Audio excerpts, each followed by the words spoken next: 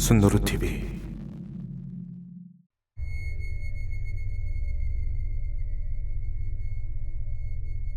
안녕하세요, 순노루님. 저희 집은 거실 양끝에 제 방과 부모님 방이 있거든요. 근데 휴대폰을 부모님 방 바로 앞에다 충전시키고 자서 항상 밤에는 휴대폰을 하기가 힘들어요. 대신 컴퓨터는 제 방에 있어서 가끔 몰컴을 하곤 하는데요. 그날도 몰래 컴퓨터를 하고 있었어요. 그때가 새벽 3시인가? 그쯤 됐었거든요. 혹여나 가족들 중에 누가 깰까봐 소리도 죽여가며 조심스레 몰래 게임을 계속하고 있는데 갑자기 동생이 화장실 간다고 나오고 곧 어머니께서도 안방에서 나오셨어요. 들키면 등짝 스매시를 피할 수 없기 때문에 급하게 컴퓨터를 끈 뒤 그대로 침대에 누워서 잠에 들었죠. 다음날 가족들과 아침밥을 먹는데 대뜸 어머니께서 저를 보고 밤에 돌아다니지 말고 자라 라고 하시는 거예요. 평소에 밤에 좀 돌아다녀서 많이 들키긴 했지만 그날 밤엔 컴퓨터를 하느라 방 밖에 나간 적이 없었어요. 그래서 혹시 동생이 나온 걸 나로 착각한 게 아니냐고 말했더니 얘 무슨 소리니? 너 동생이 나오기 전에 나와서 안방을 빼꼼 내밀어 보고 있었잖아.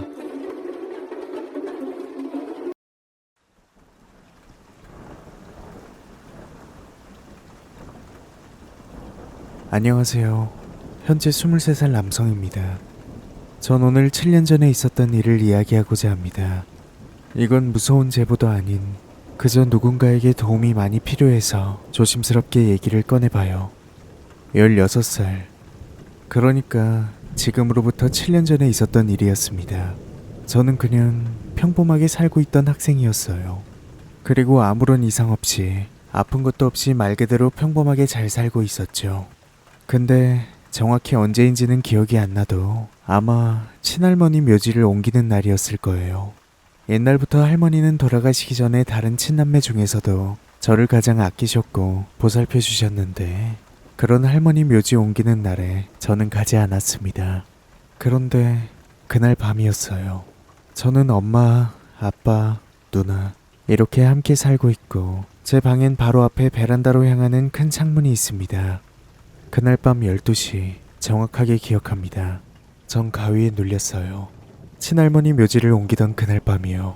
저는 잠을 자다가 갑자기 눈이 떠졌고 방에 있는 창문 밖에 무언가를 보게 되었습니다. 그건 2m는 돼 보이는 엄청난 큰 키의 흰색 한복을 입고 있었고 사람이라곤 도저히 생각할 수 없을 정도로 팔과 다리를 흔들면서 저를 바라보고 웃으면서 춤을 추고 있었죠. 전 그 괴상한 것을 한동안 몸이 굳은 채 계속 보고 있을 수밖에 없었습니다. 그리고 목이 찢어져라 비명을 지르면서 눈물까지 흘렸죠. 다행히 곧 가위가 풀려 팔다리가 움직여졌고 다시 한번 창문 밖을 보니 그 물체는 나뭇가지였습니다. 저는 안도의 한숨을 내쉬고는 그냥 가위에 눌린 걸 거야 라고 생각하고 잠에 들었죠. 다음날 부모님께 왜 비명을 지를 때 오지 않았냐고 물었지만 엄마, 아빠, 누나 그 누구도 아무 소리도 못 들었다고 했습니다. 그리고 방에 돌아와서 전날 밤에 있었던 일을 다시 생각해보니 뭔가 이상했어요. 우리 집은 14층이니 나뭇가지 같은 건 보일 수 없었거든요. 그 일 이후 전 가위에 눌리는 일이 잦아졌고 성격 또한 갑자기 엄청 예민하게 변했습니다.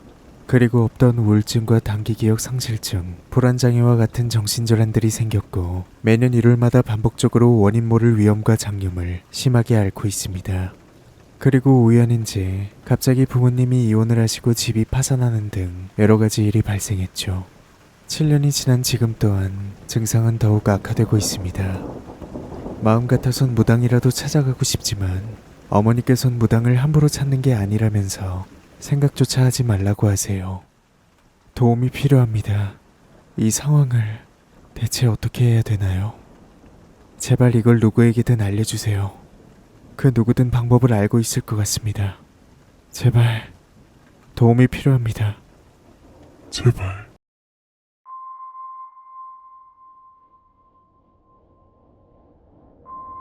안녕하세요. 이 이야기는 제가 실제로 겪은 일입니다.